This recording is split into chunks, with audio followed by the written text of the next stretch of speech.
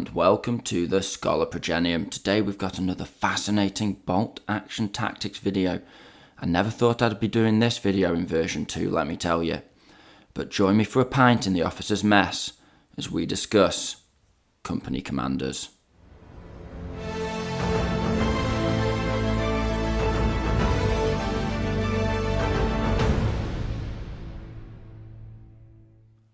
So yes chaps, today we'll be talking about company commanders, the captains and majors of our bolt action forces. Now it may be a little bit of a curveball of a video, of course it kind of makes sense to just start churning out those tactics videos on the various tank models, veterans, regulars, all the classic topics of discussion, but you guys know that when it comes to my tactics videos, I always want to produce content that shares with you the hard-earned lessons that I have come across with my own battles of bolt action. We don't do theory craft here. All the advice that I'm going to give you today is stuff from my own experience in my own games.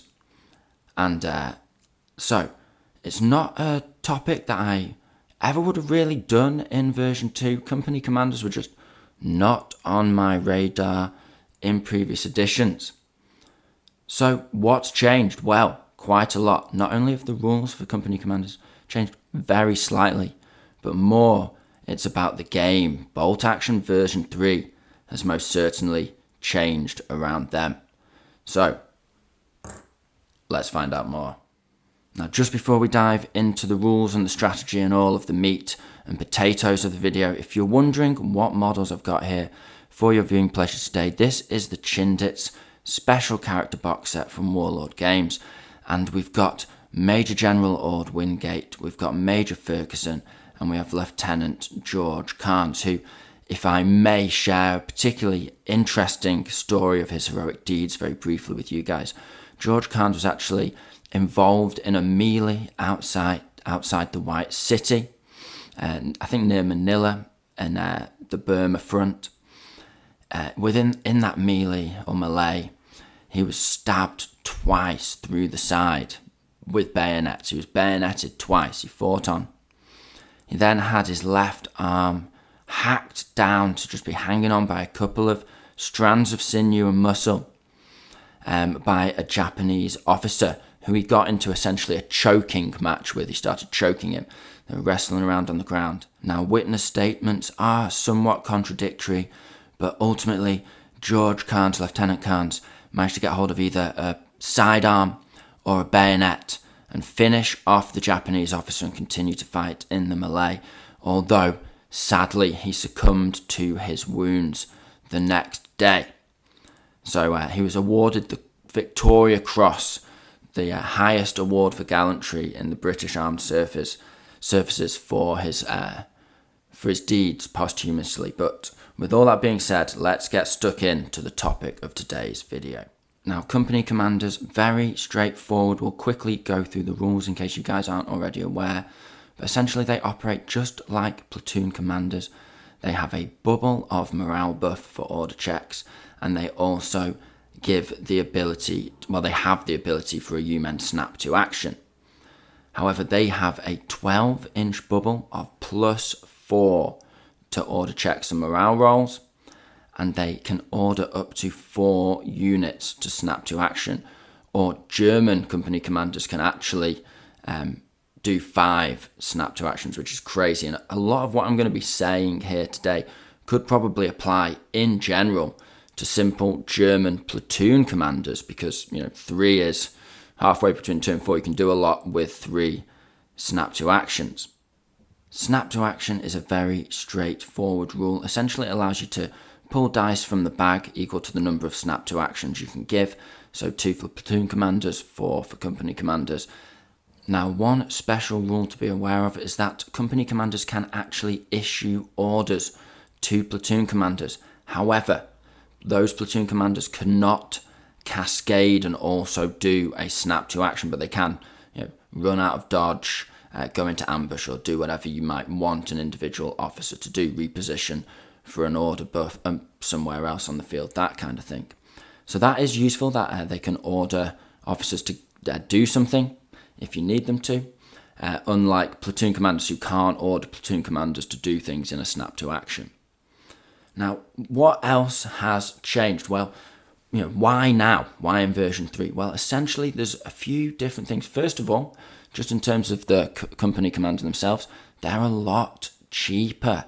Only 42 points for an inexperienced company commander. And if you attempt one of the combos that I do later, an inexperienced company commander might be all you need, although I myself have been spending the 60 points to take regular company commanders. So they're a lot cheaper. It's a lot easier to justify trying one out. Why not just take one for a spin after you've heard this video? See how it works for you. I'm sure you'll be impressed. And why will you be impressed? Well, let's have a look at how the game has changed, so to speak. Well, not only have the points for company commanders come down, but we've got more points to play with. That means they're less of a percentage of your force. But on top of that, you've got a lot more dice in your list. Just because we've got a higher points bracket now, the standard's essentially becoming 1250. It was play tested at 1250. And on top of that, a couple of things like armoured units have come down in points, allowing us to sneak a couple more dice in our lists here and there. And what this means is that a mass snap to action, pulling 4 dice out of the bag, isn't going to negatively impact your initiative on the battlefield. You're not going to pull 4 dice and then have very few dice in the bag, so your opponent essentially gets to then respond in kind, necessarily. On top of that, 4 activations in a row can really be a punch. It can take a dice out of the bag, you can kill a unit that hasn't activated yet on your opponent's side, you can force a couple of units down. So after a mass snap to action of maybe 4 dice, you could have leveled the playing field and got your opponent to activate at least a couple of dice themselves, potentially a recce, something like that. You get the idea. Not only this, but the game itself has changed in terms of things like airstrikes. So not only is a sort of, if you're a British or American player, having sort of 2 airstrikes or 4 airstrikes with 2 forward observers, 4 artillery barrages with British artillery observers.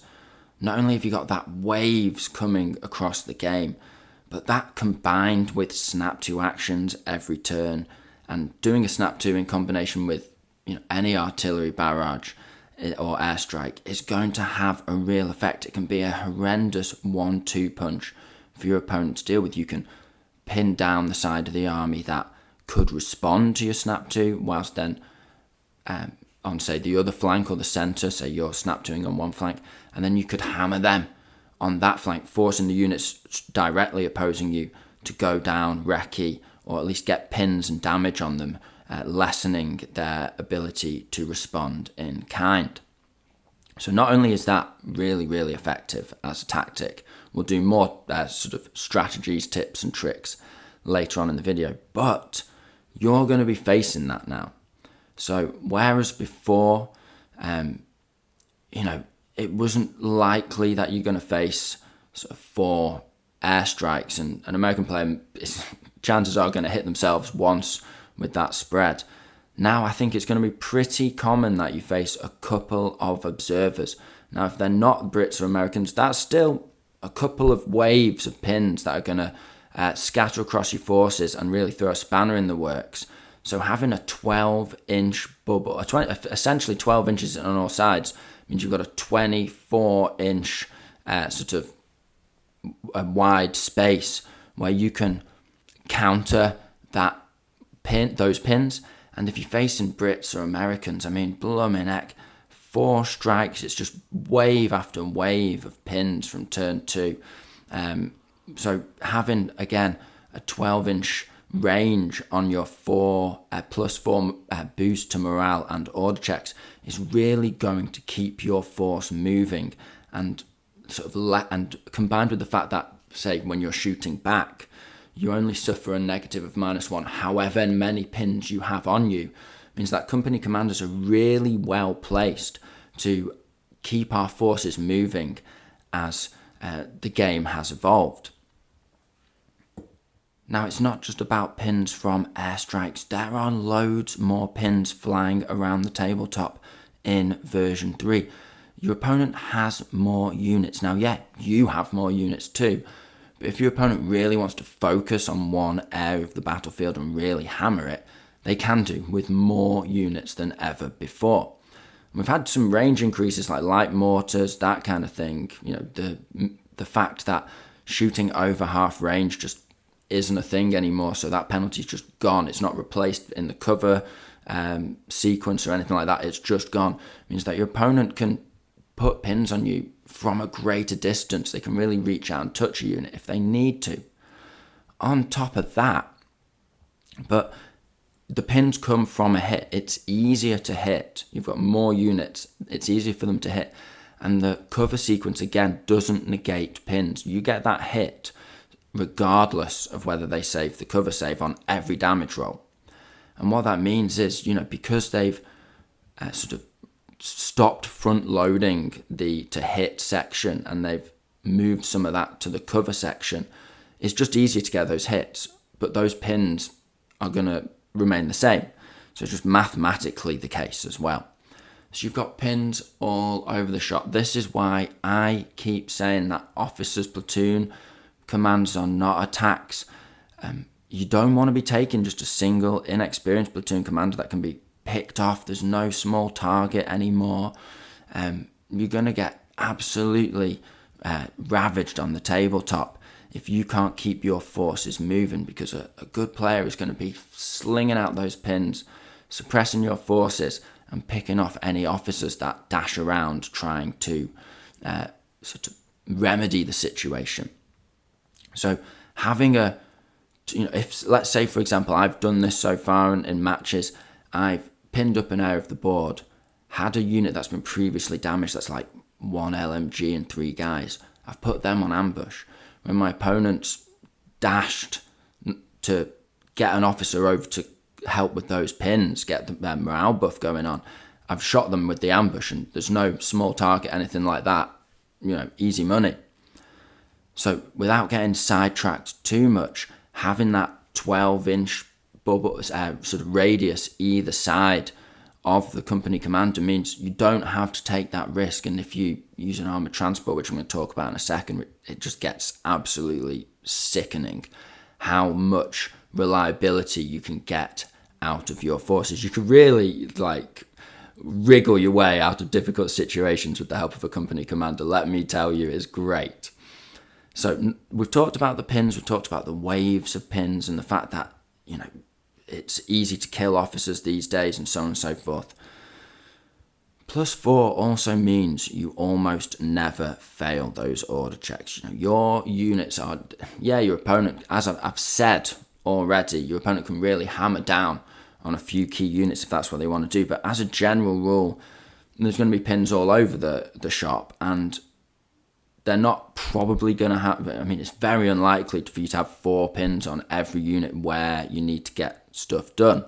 So with that being said, +4 means you're basically always ignoring your pins. So he's got this big bubble of basically ignore pins, which is really, really effective. That's been my experience so far. Again, I'm just talking from my own battles on the tabletop. Now let's focus in on the Snap to Action ability. I see this working in 2 broad operational aspects, so to speak. The first is focusing in on an area of your opponent's force. So you could have, for example, 3 veteran squads and an armoured vehicle. And you can, let's say, an aspect of your opponent's force is isolated. Maybe there's a bit of line of sight blocking terrain or a bit of rough ground between them and any reinforcements, something like that. And you can pull 4 dice, hammer them, advance with your veterans, hammer them with the vehicle, hit them with a howitzer, something like that, and really suppress those units and sort of take them out, clear them out, win that firefight on that side of the board. Not only that, but it really reduces their ability to respond. Maybe one of the units will have to go down, maybe you'll knock a unit out, just those casualties, that kind of thing, is really going to affect them having 4 units go against them at once. there's another aspect to this, which is the variety you can get out of this. So it's not all about that focus. You can activate a couple of units here, a couple of units there. You've got a massive bubble of effect. How many times have you been in a game where you're like, I really need to do this assault first, but I really need to fire my tank first as well? Well, with a 12-inch bubble either side of your company commander, with a little bit of luck, with a little bit of forward planning, you don't have to make that decision. You can activate your company commander, you can shoot your tank at the enemy tank, you can do that as critical assault, you can do it all at the same time. You don't have to choose which critical dice you do first turn, if it comes down to that. Not only that, but our forces have changed. I've mentioned that earlier. Now a snap to, if you've got 3 mortars in a mortar pit, and they've all fired already turn 6, let's say, turn 1, let's say, and you've missed with all your 6s. But you're targeting their artillery, they've got some artillery looking at some of your infantry, who knows what the situation is. But you've got more mortars now than you ever had before, and being able to snap to and pop 3 mortars at once can be a big deal. You might have a platoon commander with those guys, that might not be something you need to do. You might just need to pop a couple of them, but it's an option because your company commander has that bubble. You can have him sat midfield within range of some of your artillery. That's maybe deployed 9, 10, 11, 12 inches from the edge. And you can also have him within range of some assault units. So that makes the assault viable. People have been crying out, what is happening with assault? We now fight at the same time. The defender fights first from a defender position. We know the solution to this is suppressing the opponent's forces, forcing their heads down, because if they're down, they don't get the defended position bonus, and you at least fight at the same time. Now, there's nothing we can do about the fact that even if you get the jump on someone, you fight at the same time. But what you can do is put the odds in your favour. If they're in a defended position, pop your howitz at them, force them down. Then you can do the assault. Bob's your uncle. You're in exactly the same position you would have been in version 2. You're fighting at the same time because they're behind a barricade or whatever. Solved. Let's say you're going to get the jump on a unit in the open. They're not in a defended position. Well, yeah, you're going to strike at the same time. So the problem with that is you're taking casualties. You're guaranteed to take those casualties. But you're probably charging with a veteran squad if it's a dedicated combat unit. So they need a few dice to get the chance to roll some 5s and do some real damage to your unit. You know, maybe losing one guy, tis but a scratch, that doesn't matter. Well, if you can take a chunk out of that force with a couple of bursts of MG fire, a well-placed howitzer shot, and so on and so forth, you're halfway there. You've done the damage, you've reduced the amount of dice coming in, and then you can immediately charge them. And with that 12-inch bubble either side of the company commander, it's easy. It's not easy, but if you're playing well and you're planning it out and you know what you want to do as you're getting towards the enemy's defended objective, you can sort of plan that the turn ahead and pull it off. They'll never see it coming. Well, they probably will soon enough, but they'll never see it coming. Perhaps you've got a couple of units in a truck with a tank next to them for support, and you want to dash up and get the jump on an enemy position. Well, now you can order units that are in soft skin vehicles or open top transports. Absolutely fine. Shout over to the driver, get those lads up there, shout to the lads, fix bayonets, and Bob's your uncle. They've even got a tank rolling up in support, all with 1 dice from your company commander, allowing you to pull all those extra dice. The amount of variety with his range, with the amount of dice he can pull, is absolutely spectacular, especially with the new army lists we can all take. As I've said, you've got multiples of the same unit potentially. You want to hammer a position. You really want to take out that bazooka team that's hidden behind a wall. Snap to a couple of MG teams. Make sure the job is done. That kind of thing. You know, there's so much you can do, and it's about being able to do that whilst being able to do other stuff. You don't have to choose. Let's say you've just been hit by a ton of pins. You need your company commander nearby to keep your units attacking. well, you can get 3 veteran units advancing and firing their LMGs or assaulting or whatever you need them to do, and still send another platoon commander dashing over to the other area where you need to sort of clear those pins, that kind of thing. So it's just endless, really endless, the amount of options that reveal themselves to you when you've got a company commander on the table in front of you in your forces. Finally, let's take a couple of moments to look at some tips and tricks that I've discovered over the last few games where I've been using company commanders. Now, first things first, I want to draw your attention to armoured transports with open top. So your T-20s, your mini Hanamags, your Bren carriers, of course. Now, these guys are so useful to a company commander, not just because he can dash around where he needs to be, he's got that little bit more mobility, not just because you get an extra inch or so influence bubble out of the larger transports, but on top of that, have you considered this? You can take a recce vehicle transport if you take a recce platoon. Now, if you pop a company commander in a Bren carrier, for the sake of argument, a T-20, so on and so forth, when you do the snap 2, you don't activate his transport.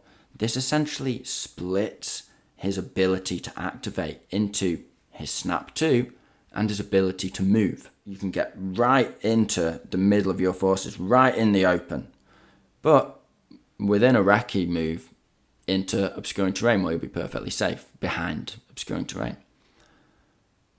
You do your snap 2, you pull off your combo, whatever you're doing. If your opponent wants to target you, yeah, your officer's activated, but your recce transport hasn't.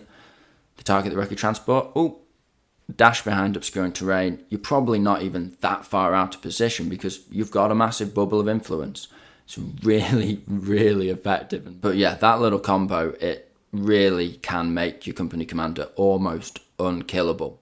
Now, another tip from me is the kind of units you want to have orientated around the axis of your company commander if you're using it as a kind of linchpin for an advance on your opponent's forces. If you want your company commander in the middle of 3 units, 4 units, just pushing up.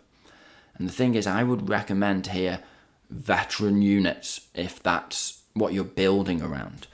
Because once you've activated your units, you've done that early snap 2, those units can't go down anymore. And if your opponent can, because of line of sight and so on and so forth, they will hammer those units in return. Now, regardless of unit strength, veterancy, inexperienced, regular, whatever your taste is, one thing to be aware of is if your opponent will need to move units in order to support, let's say they've got to drive a tank around a bit of cover, obscuring cover to start shooting your advancing units, then put a unit on ambush to counter that. You can advance with 3 units of veterans and get your AT gun further back, ready to pop that tank as it comes around the corner. You're fine. But if you are doing an advance and you're building around it, I would take veterans because inexperienced and regular units are going to get hammered much more brutally, whereas veterans can grit their teeth and get through the return fire that's going to be inevitably coming their way.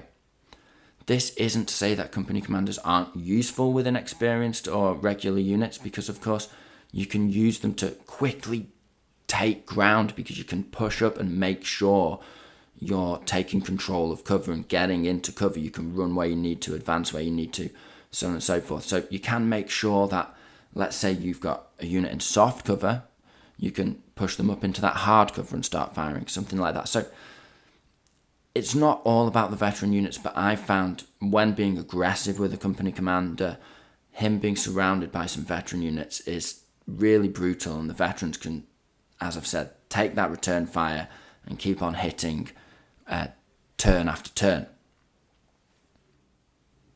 So that's it for now. That's what I've discovered so far, guys. I may well return to this topic a year or so from now once the lay of the land has become more clear. Maybe I'm totally wrong, and we can all have a good old laugh in the comments section at me as version 3 meta evolves.